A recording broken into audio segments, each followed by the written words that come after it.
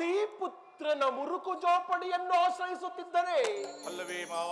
ಪ್ರಾರಂಭದಲ್ಲಿ ಸಹಿಸಲಾಗದಂತ ಅಪಮಾನ, ಭಕ್ತಿ ವೈರಾಗ್ಯಗಳಿಂದ ವಂಚಿತನಾಗಿ ಈ ಅಪಮಾನವನ್ನು ಹೇಗೆ ತಾನೇ ಸಹಿಸುವೆ ಸೋದರಳಿಯ? ಹೇಗೆ ತಾನೇ ಸಹಿಸುವೆ? ಮಾವ, ಕೃಷ್ಣನಲ್ಲಿ ನಿನಗೆ ಇಷ್ಟೊಂದು ದ್ವೇಷವೇಕೆ ಮಾವ?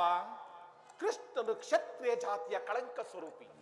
ಭಾರತ ವರ್ಷದಲ್ಲಿ ಯಾರು ಅವನನ್ನು ಭಗವಂತನ ಅವತಾರವೆಂದು ಪೂಜಿಸುವರೋ ಅವರನ್ನೇ ಧ್ವಂಸ ಮಾಡುವನು. ಶಿಶುಪಾಲ, ಜರಾಸಂಧ ಇವರು ನನಗೆ ಎಂತಹ ಮಿತ್ರರಾಗಿದ್ದರು ಅಲ್ಲವೇ ಮಾವ? ಕಾರಣವಿಲ್ಲದೆ ಅವರನ್ನು ಸಂಹರಿಸಿ ಕಂಸನನ್ನು ವಧಿಸಿ ಹರುಳು ಮುರುಳು ಮುದುಕನಾದ ಉಗ್ರಸೇನನಿಗೆ ನೆಪ ಮಾತ್ರಕ್ಕೆ ಸಿಂಹಾಸನದಲ್ಲಿ ಕುಳ್ಳಿರಿಸಿ ತನ್ನ ಸಹೋದರನನ್ನು ಸುರಪಾನ ಮಕ್ತರನ್ನಾಗಿ ಮಾಡಿ ರಾಜ್ಯಲಕ್ಷ್ಮಿಯನ್ನು ತಾನು ಕೈವಶ ಮಾಡಿಕೊಂಡನು. ಅಲ್ಲವೇ ಮಾವ? ಇಂಥವನಿಗೆ ಮನ್ನಣೆಯೇ ಸೋದರಳಿಯ, ಇಂಥವನಿಗೆ ಮನ್ನಣೆಯೇ. ಮಾವ, ಹಾಗಾದರೆ ಆ ದಿನ ನನ್ನನ್ನು ದ್ವಾರಕೆಗೆ ಕಳುಹಿದ್ದೇಕೆ? ಆ ನಂದ ಗೋಪಾಲನ ಮನೆಯ ಬಾಗಿಲಲ್ಲಿ ಸಹಾಯವನ್ನು ಮಾಡುವುದು ಈ ದುರ್ಯೋಧನನಿಗೆ ಉಚಿತವಾದ ಕಾರ್ಯವೇ ಮಾವ? ಅದಕ್ಕೆ ಒಂದು ಉದ್ದೇಶವಿತ್ತು. ಏನು ಮಾವ ನಿನ್ನ ಉದ್ದೇಶ? ಕಾಳ ಸರ್ಪದ ವಿಷದಲ್ಲನ್ನು ಕಿತ್ತು ಬಳಿಕ ಅದರೊಡನೆ ಸರಸಾಡಬಹುದಲ್ಲವೇ? ಅಲ್ಲವೇ ಮಾವ? ಕೃಷ್ಣನಿಗಿಂತ ಅವರ ವಿಜೃಂಭತವಾದ ಯಾದವ ಸೈನ್ಯವು ನಿನಗೆ ಹೆಚ್ಚು ಅವಶ್ಯಕವಾಯಿತು. ಹೌದು ಮಾವ. ಯದುಪತಿಯನ್ನು ಯಾದವ ಸೈನ್ಯದಲ್ಲೇ ನಾಶ ಮಾಡುವ ಸುಯೋಗವು ನಿನಗೊದಗಿತ್ತು. ಕೃಷ್ಣನು ಸೈನ್ಯ ಸಮೇತವಾಗಿ ಸಮ್ಮತಿಸಿ ನಿನ್ನ ಪಕ್ಷವನ್ನು ವಹಿಸಿದ್ದೇ ಆದರೆ ಆ ಸಹಾಯವನ್ನು ನೀನು ನಿರಾಕರಿಸಬೇಕಾಯಿತು. ನನಗೆ ನೀನು ಬೇಡ, ನಿನ್ನ ಸೈನ್ಯ ಮಾತ್ರ ಬೇಕೆಂದು ನಿಸ್ಸಂಕೋಚವಾಗಿ ಹೇಳಬೇಕಾಯಿತು. ಆದರೆ ಆ ಅರ್ಜುನನು ಈ ಸಂಕಟದಿಂದ ನಿನ್ನನ್ನು ಉದ್ಧಾರ ಮಾಡಿದನು. ಮಾವ, ಕೃಷ್ಣನು ನೀನು ಹೇಳಿದಂತಹ ವಂಚಕನೇ ಇರಬಹುದು. ಅವನ ಮೇಲಿನ ದ್ವೇಷಕ್ಕಾಗಿ ಆ ಬಡ ಪಾಂಡವರನ್ನು ಹಿಂಸಿಸಬೇಕಾಗುವುದಲ್ಲ.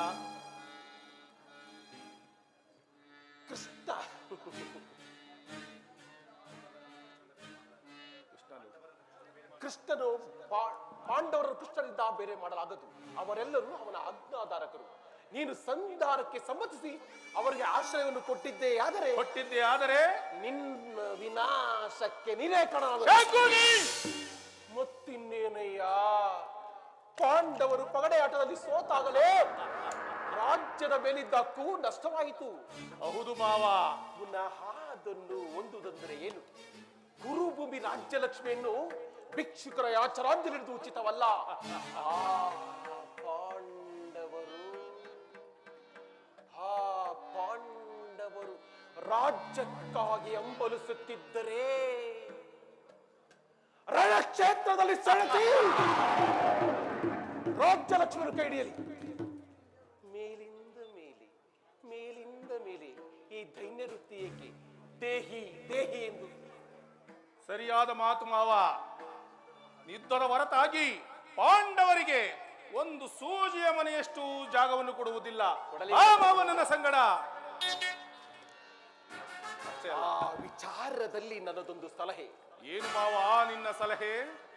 ಸೋದರಳಿಯ ಮಾವ, ಸೋದರಳಿಯ ಮಾವ, ಸೋದರಳಿಯ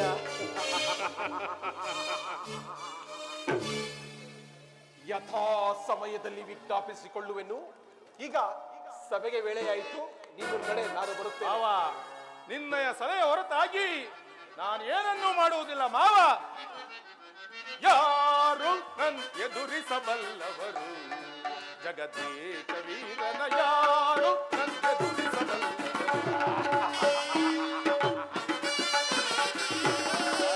ಯಾರು ನನ್ ಎದುರಿಸಬಲ್ಲವರು? ವೀರನ ಯಾರು ನನ್ ಎದುರಿಸಬಲ್ಲವರು? ಅವ ಹೊಡಿಸಿ ಬ್ರಹ್ಮಾಂಡವ ನಡುಗಿಸಿ, ಹೊಡಿಸಿ ಬ್ರಹ್ಮಾಂಡವ ನಡುಗಿಸಿ ಬರದಿ ಹಾಳುವೆ ಭರತ ಕಂಡವ. ಅವ ಬರದಿ ಹಾಳುವೆ ಭರತ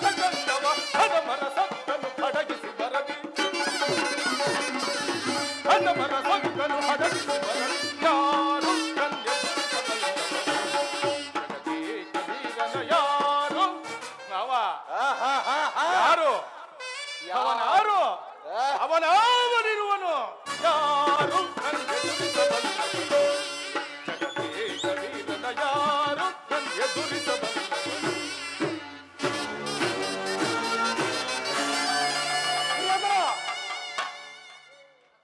ನಡೆ ನಡೆ ಚಕ್ರವರ್ತಿ, ನಡೆ ಕುರುಕುಲದ ಕಳಂಕ ಸ್ವರೂಪನೇ, ನಡೆ ಕುರುಕುಲದ ಕೀಟವೇ ನಡೆ.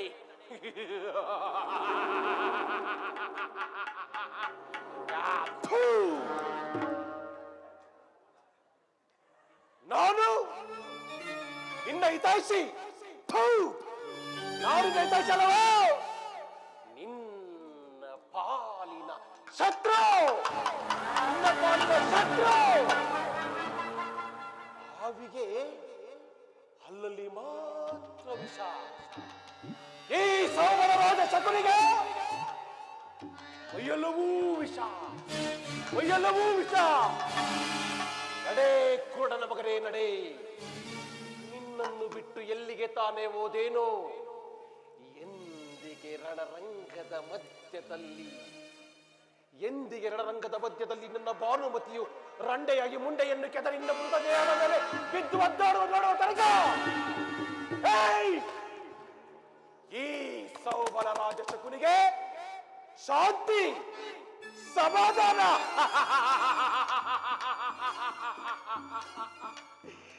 ಎಲೋ ಎಲೋ ಕೌರವ ಕೇಳು, ಶಕುನಿ ಎಂಬ ಮೂರಕ್ಷರದ ಅರ್ಥ ಏನೆಂದನ್ನು ಬಲ್ಲೆಯ ಬರುಡೆ? ನಿನಗಿಲ್ಲು ಗೊತ್ತೋ ಬೆಪ್ಪ, ನಿನಗಿಲ್ಲು ಗೊತ್ತೋ ಬೆಪ್ಪ? ಶೋ ಎಂದರೆ ನನ್ನ ಸೇಡಿನ ಶಪಥ. ಕೂ ಎಂದರೆ, ಕೂ ಎಂದರೆ ಕುರುಕ್ಷೇತ್ರ ಸಂಗ್ರಾಮದಿಂದ, ಕೂ ಎಂದರೆ ಕುರುಕ್ಷೇತ್ರ ಸಂಗ್ರಾಮದಲ್ಲಿ, ಶಾ ಎಂದರೆ ನನ್ನ ಸೇಡಿನ ಶಪಥ.